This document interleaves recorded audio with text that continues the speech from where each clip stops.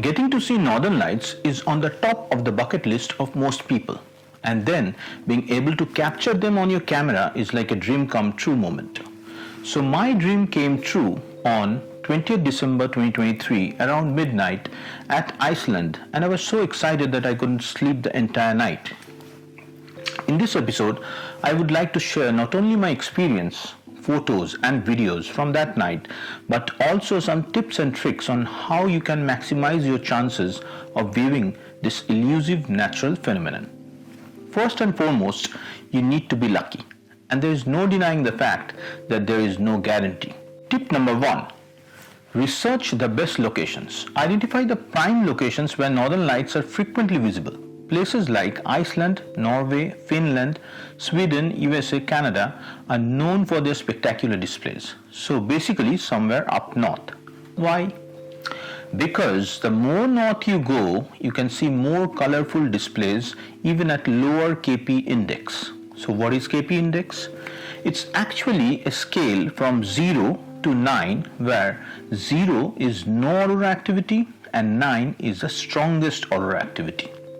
So more north you go, you can see aurora even at a lower KP index of 2 or 3, but if it is higher index, you can see extremely bright auroras. Tip number 2. Check weather and aurora forecast. Clear skies and reasonable KP index are essential for seeing northern lights. Any cloud cover, snow or rain reduces your chance of viewing aurora. Websites and apps like Aurora Forecast, Space Weather Live, the NOAA Space Weather Prediction Center can provide valuable information. Specifically for Iceland, weather.is is an excellent website with accurate predictions. So here comes my story. On 20th December, I drove from Reykjavik to Vik, and from Vik I started driving further southeast as my accommodation was booked at Viking Cafe guest house near Vesterhavn.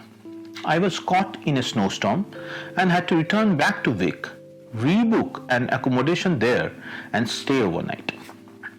It was snowing heavily with almost no chance of aurora viewing that night, and disappointed, I fell asleep. Believe it or not, at 11:30 in the night, I woke up on the beep of my Aurora forecast app, and it was showing that there is 33% chance of seeing aurora in the next half an hour. I jumped out of the bed, put as many layers of jackets and hats as I could, and drove to the nearby beach and had the moment of my life.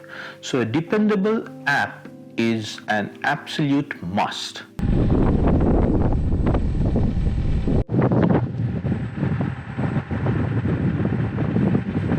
Bitterly cold.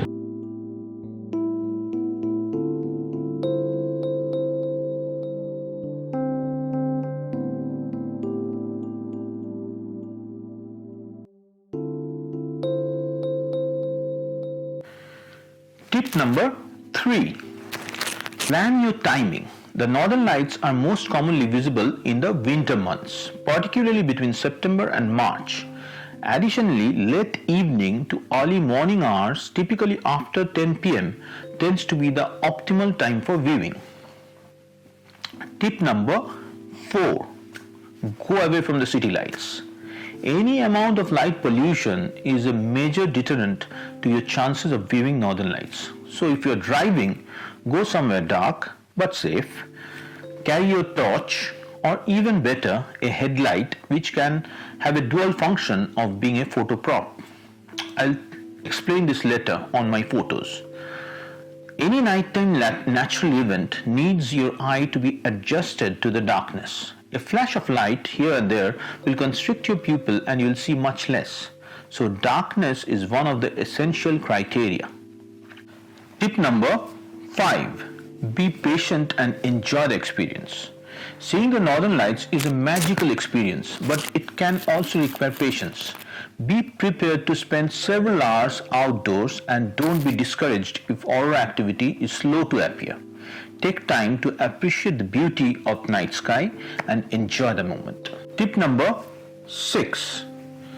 Do not plan your trip focusing only on northern lights. have many more things to do lined up in your itinerary so that if you do not get to see Northern Lights, you would not be returning empty-handed. Plan for a few days, about 5 to 7 days when you go there, as weather tends to get better on 2 or 3 days out of your 7 days, and there is more chance of seeing Northern Lights. Also, if you have booked yourself a Northern Light trip with a company, they usually have the policy of taking you out each night after a failed attempt and keep trying every night until you succeed.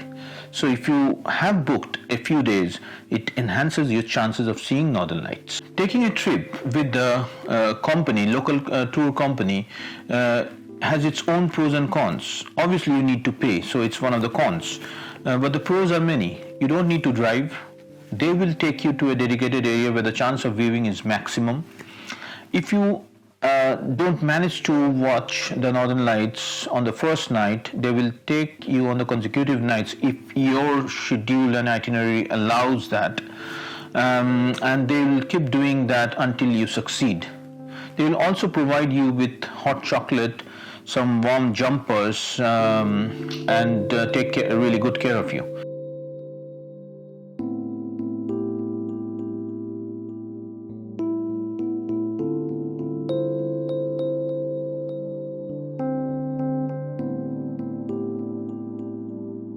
If you tick all the boxes above, there is a fair chance that you'll be able to see Northern Lights. So feel free to ask any question you have on the comment section, and I'll definitely answer them all. If you think this video has cleared a few doubts in your mind and will help you to plan your Northern Lights tour better, please hit that subscribe button, and please don't forget to like this video. It means a lot to me and will support my channel. If you have not already watched my Iceland in Winter series, the links will be in here and also in the description box. Thanks for watching, and see you in my next video. Keep exploring.